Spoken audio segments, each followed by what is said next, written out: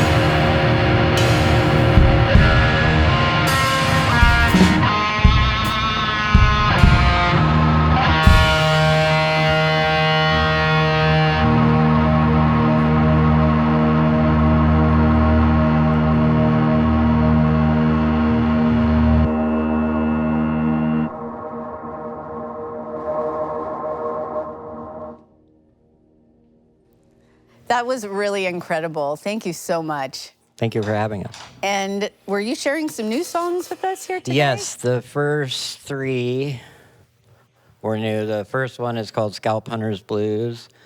The second one is an improvisation based on a riff by J.Corabi and Martlew called Misunderstood. And then the third one is called California and Other Impossible Dreams. I love it, and thank you for The Bees Made Honey and the Lion's Skull, one of my favorite of your many records. That was our shortest version ever. I think that one single song from Earth is longer than all 4 of those songs, so thank you for that very special KEXP edition of an Earth set. The radio edit edition. Yeah, you give a new meaning to radio edit there. I think I may have seen Earth more than any other local band. You have a long and such a wonderful history.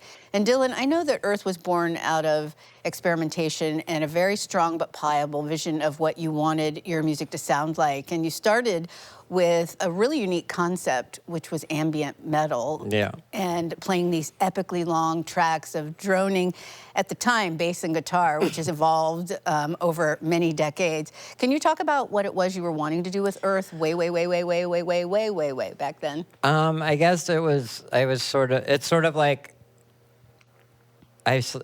my one good idea, and I've been running with it ever since. I don't know, I've always loved, I mean, all music is repetitious, but it's always like fast. And then like, at that time, bands were trying to be as fast as possible. And then, I was fortunate enough to, experience the Melvins and watch them go from being really fast to really slow. And then, I mean, a lot of the music I liked was slow. And then, I mean, it was just a weird combination because I was like into what I guess they'd call classic rock now, but then also like metal, like Slayer, but then I was also super into like early King Crimson.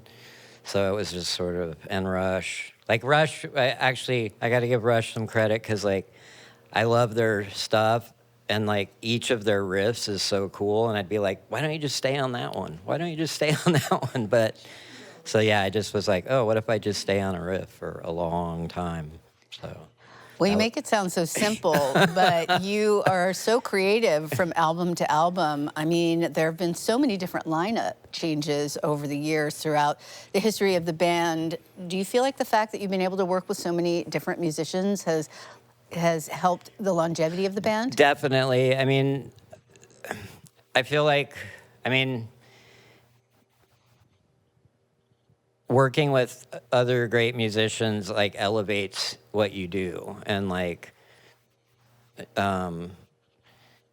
they come up with stuff that you couldn't come up with. And then like I've never been like a control freak about music.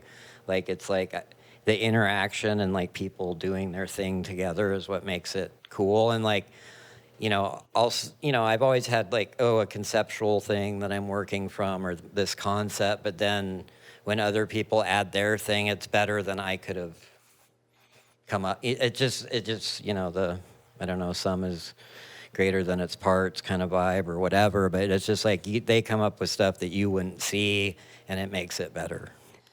In my opinion. And it seems like you, as you said, are not a control freak. You let them do what they do best and see what they're going to add to it. Yeah, no, it's funny. People are always like, oh, what do you want me to play? I'm like, I hired you because I like what you do, so just do what you do. It's kind of how I feel with like any interaction, like artists for covers and whatnot. Like I'll have ideas, but then it's like, you do your thing because I like your thing, and it'll be a cool thing together. Well, speaking of liking their thing, I'm such a fan of Adrienne's drumming. You are so wonderful to listen to, but also so beautiful to watch. It's like you're dancing, and you've been playing together for a long time. Yeah, over 20 years now. It's more than a child. It's like a child in college. Well, you 21, 22 years, something like that. You met Dylan when you were a child, it sounds like, and you talk about these early rehearsals that were just like 6-hour-long jam sessions that went till 7 in the morning. Rock therapy sessions. Yeah, I mean, we met way back in the... When I was 17. Yeah, back in the 90s, and then kind of lost track for a while, and then... ran into each other again at a Mark Lanigan show.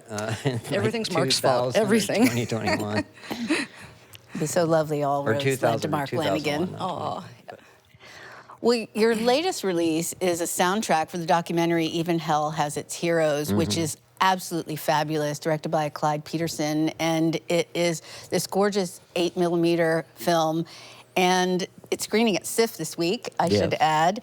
And it's wild looking back at this lost Pacific Northwest in the film, both in places and the culture. And it has to be unrecognizable to the folks who came after in the tech boom, I have to say. But the film is such a love letter to the Pacific Northwest in all its complexity. Tell me about how it came to be. Well, it's all Clyde. yeah, Clyde had the captured idea. Seattle Clyde did all the pre-tech work. bros.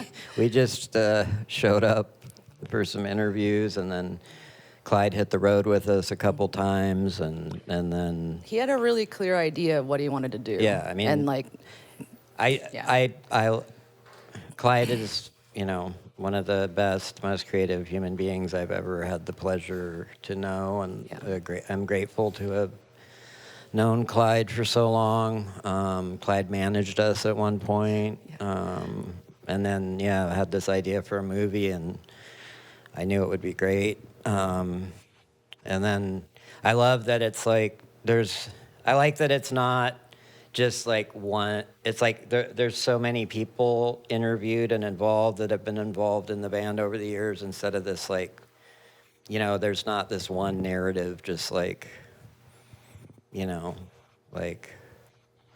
So I think it's cool that all these people that were involved got to do stuff and got interviewed, and It's definitely a who's who of local musicians and producers. I was fanning out and actually feeling a little touched at how long I've known a lot of those people. It seems like all roads, I mean, you're the nucleus, but all roads seem to lead to Randall Dunn, who I'm a big fan of and got the good fortune to meet in the mid-90s. Yeah, no, we did a lot of records with him in the early, I guess the aughts and the... possibly more with Mel.